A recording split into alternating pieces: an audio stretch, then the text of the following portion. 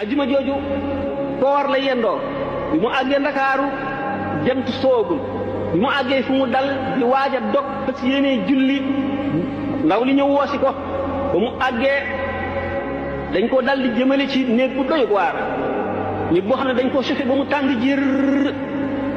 lëndëm këruus dara luy xooy néeg fa kenn du gis dara boole ko xet yuy lor nit yoo xam ne kenn mënu koo muñ saa bi mu daataan dugg ci néeg bi dañoo nangu kaala gi summi dàll yi fekk samp nañ ci mboolem luy jamee ak luy xotti bi mu taxawee ci bunt bi ñu ko nee ba ma bi mu taxawee ci bunt bi ñu ko nee ba ma tànkam bi mu njëkk a dugal dafa daj ci ràbb boo xam ne bënn na ba sat fu mu làmb daj luy gaañ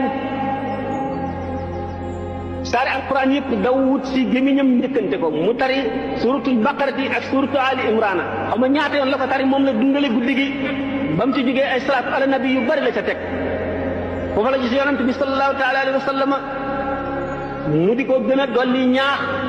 wan ko ne ko saxaaba yi ñi di say mbokk yoon wii la ñu jaaroon tiis yii la ñu amoon ba tudd Sayyiduna Hamza radiyallahu naka noonu itam su maam soxna jaara sëriñ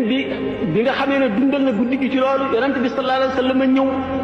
xolam dal di féex néeg ba leer gisatul lenn luy lor mu am mbég moo xam ne gëj na koo am ngir digganteem ak boroomam ba mu xëyee ci suba mooy bisu gaaw ba tey samedi la dal di jubal ca gaal gi nga xam ne moo ko war waaye ba mu demee yeddu na fa fanaan ci la defe xasida gi nga xam ne ci li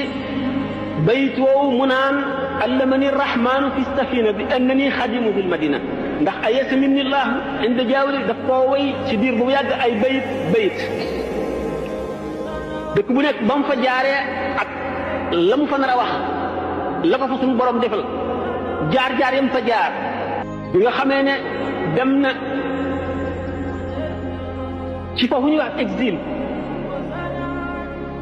juróom-ñetti at yu manque yooyu mu fa am ci la liggéey ba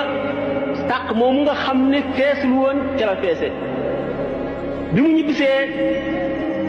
gaa yi yàlla ñi nga xam ne dañoo xam yàlla xam yonent sallallahu alayhi wa sallam xam baatin xam zahir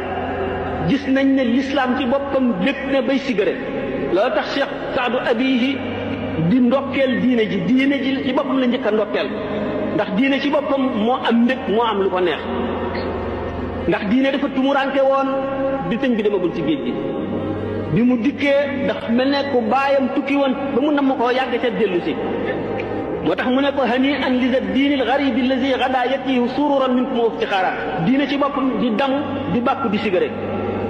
ànd ak mbég ngir ñibbisi gi sëñ Tuubaa ñibbisi ak li mu àndal lu tax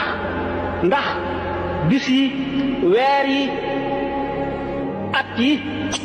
yépp a doon njëkkante di ko takk xarit te di ko seede ni ko malaayika yi doon seedee seede soosu nga xam ne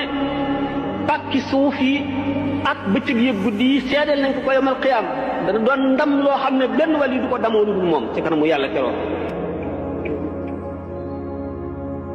booba la kaaba gi tàmbali di ko ziyaare booba la ne yonent bi sallallahu alayhi wa sallam suñu borom sax bëgg na ma bëgg boo xam ne yemalewu ma kenn yonent bi sallallahu alayhi wa sallam bëgg na ma bëgg boo xam ne yemalewu ma kenn yonent yëpp bëgg nañ ma bëgg boo xam ne yemalewuñ ma kenn wali yàlla yëpp bëgg nañ ma bëgg boo xam ne yemalewuñ ma kenn bëgg na ko malaayika suñu borom yëpp bëgg nañ ma bëgg boo xam ne yemalewuñ ma kenn ak mboolem képp ku texe loolu tax mu ne wajhu allazi yuhibbuni yabyaddu yawma wujuhu su'adaa tabyaddu